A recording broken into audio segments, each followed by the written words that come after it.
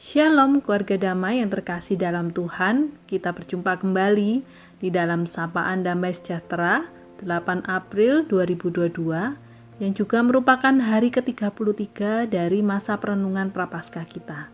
Mari saat ini kita mempersiapkan hati kita untuk kita bersama-sama merenungkan firman Tuhan. Mari kita mengangkat sebuah pujian.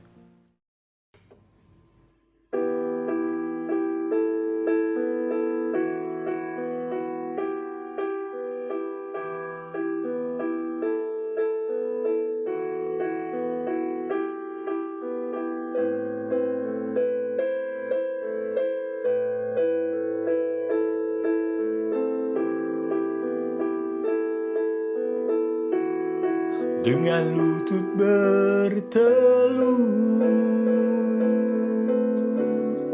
kau berkata pada Bapa, bukan kehendakku, namun kehendakmu jadilah.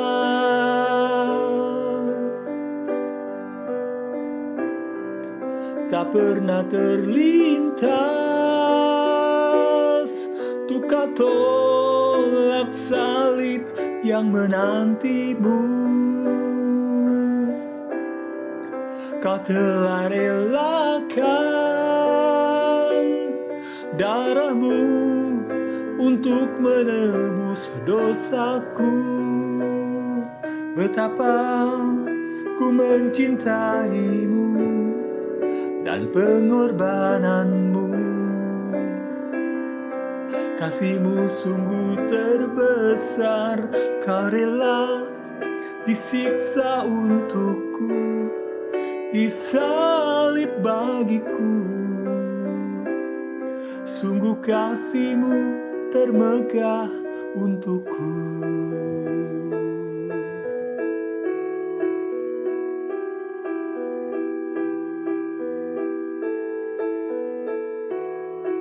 Dengan tubuh yang hancur, kau berseru pada Bapa, ampunilah mereka, sebab mereka tak tahu yang mereka lakukan.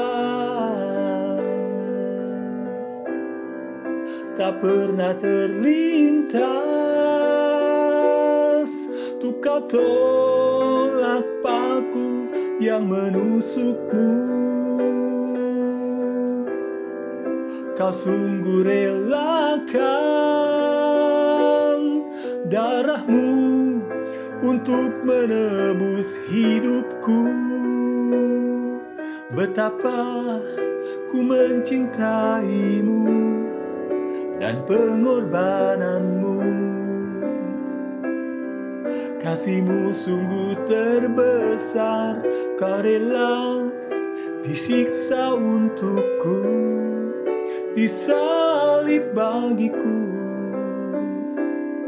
Sungguh kasihmu termegah, betapa ku mencintaimu dan pengorbananmu.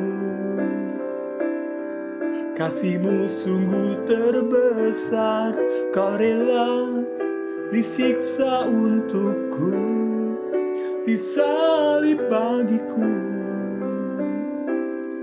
Sungguh kasihmu termegah untukku.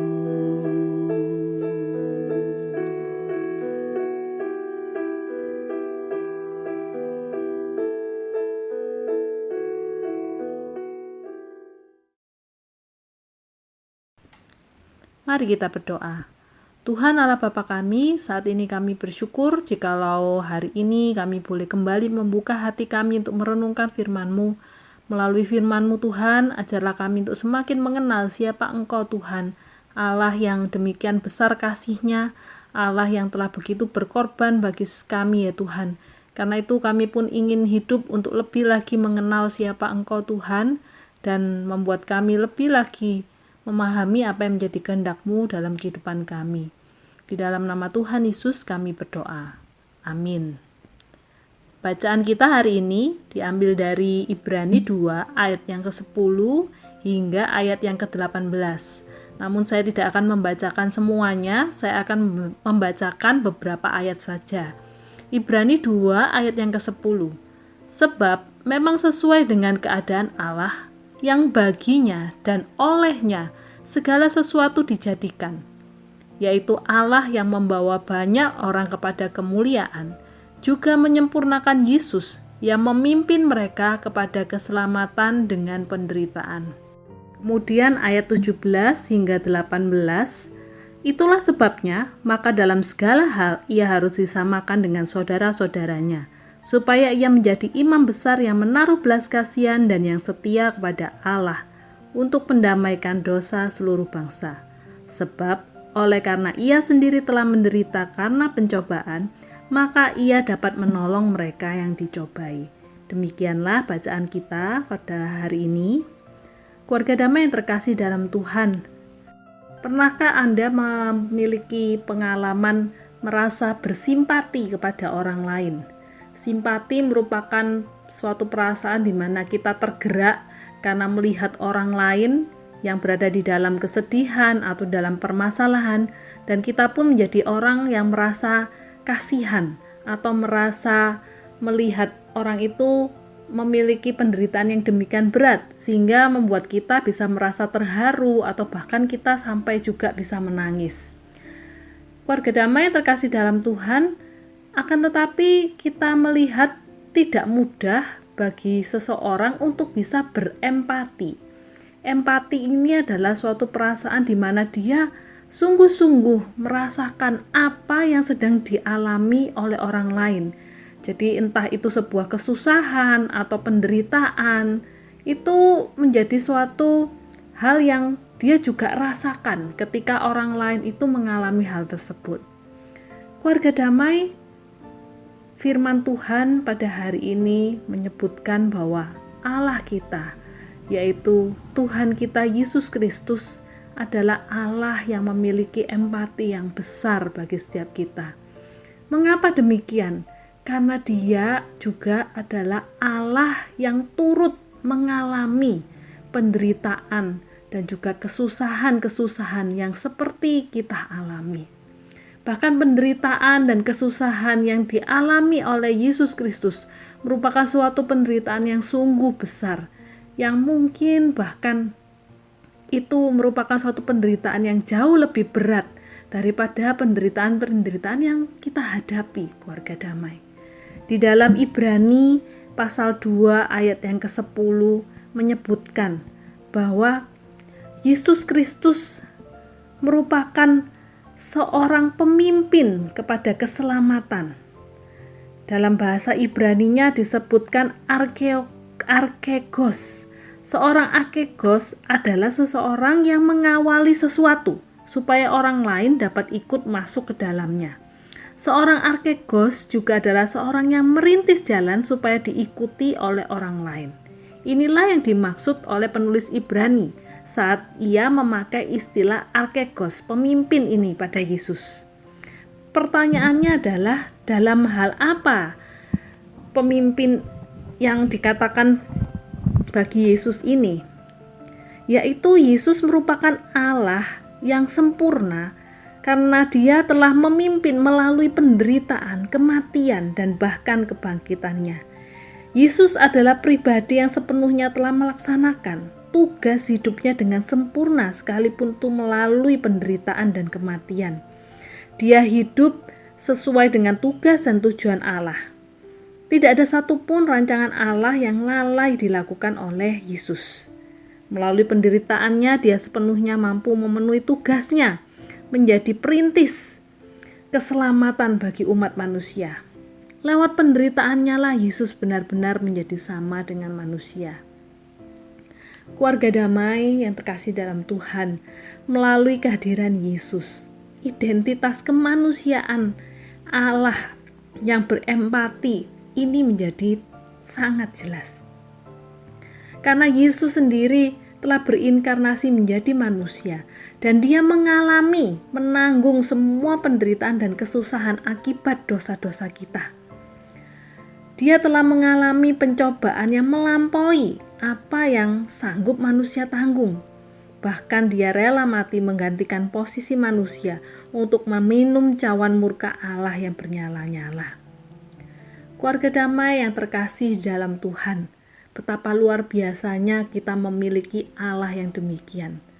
Ketika kita membayangkan sosok pribadi Allah, Allah yang penuh kekuasaan, Allah yang penuh kedahsyatan, mungkin kita akan berpikir, wah, mana ada sih orang yang memiliki kekuasaan yang demikian besar.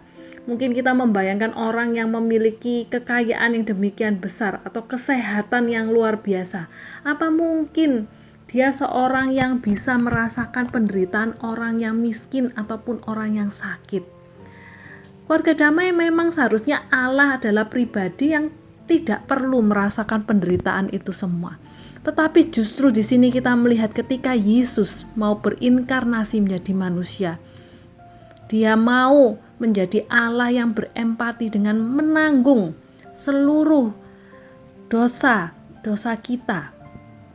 Sehingga dialah yang menerima cawan murka Allah. Dia yang menanggung penderitaan-penderitaan itu semua. Betapa luar biasanya kita memiliki Allah yang seperti ini. Allah yang mau menjadi teladan di dalam penderitaan. Tidak hanya di dalam segala kemahakuasaan atau hal-hal yang tampaknya enak saja, tapi dia justru menjadi Allah yang juga mau bersedia ikut merasakan penderitaan manusia. Keluarga damai, tidak semua orang dapat memahami pergumulan, kesusahan, dan penderitaan hidup kita. Teman-teman kita, sahabat-sahabat kita yang terdekat sekalipun, bahkan keluarga kita, belum tentu mereka dapat memahami pergumulan dan kesusahan yang kita alami. Tapi kita percaya, kita memiliki Tuhan Yesus sebagai imam besar yang dia rela mengosongkan dirinya sebagai Allah yang penuh dengan kemahakuasaannya untuk menjadi manusia. Supaya apa? Dia menjadi Allah yang dapat berempati. Dia menjadi Allah yang dapat merasakan dan memahami penderitaan umatnya. Dia memahami kita. Dia mengerti kondisi kita. Karena itulah Yesus pun tahu bagaimana dia menjadi Allah yang sanggup memberikan kekuatan di dalam kondisi-kondisi permasalahan terberat yang sedang kita alami. Karena itu keluarga damai, ketika kita merasa berbeban berat, ketika kita mengalami pergumulan yang luar biasa, datanglah kepada Yesus dan bersandarlah kepadanya. Percayalah, Dia tidak hanya akan menghibur ataupun menguatkan kita, tetapi sungguh Dia yang akan berkarya melalui bahkan penderitaan, permasalahan yang kita alami. Kita percaya itu dapat diubahkan menjadi suatu kebaikan untuk memuliakan Tuhan. Asal kita menjadi orang-orang yang tetap hidup sepenuhnya percaya dan bersandar kepada Tuhan. Di dalam segala pergumulan, di dalam segala penderitaan, Yesus, percayalah, Yesus merasakan pergumulan kita. Dan Dia adalah Allah yang peduli dan mengasihi kita. Mari datanglah kepadanya. Di momen-momen Minggu Prapaskah ini, kita dapat menghayati bagaimana Yesus sebagai Tuhan yang berempati ini menjadi Tuhan yang sungguh nyata di dalam kehidupan kita.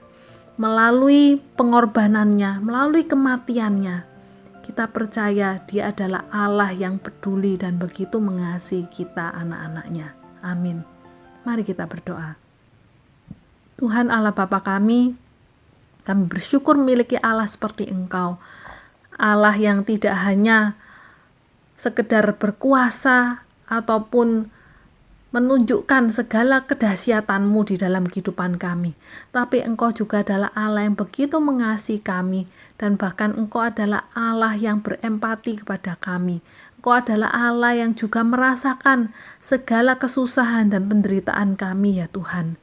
Kami rindu Tuhan di dalam minggu-minggu Prapaskah ini, ketika kami melihat bagaimana Tuhan sendiri juga menjadi teladan di dalam kehidupan penderitaan, di dalam pergumulan. Engkau tetap menjadi Allah yang mau melaksanakan kehendak Allah Bapa.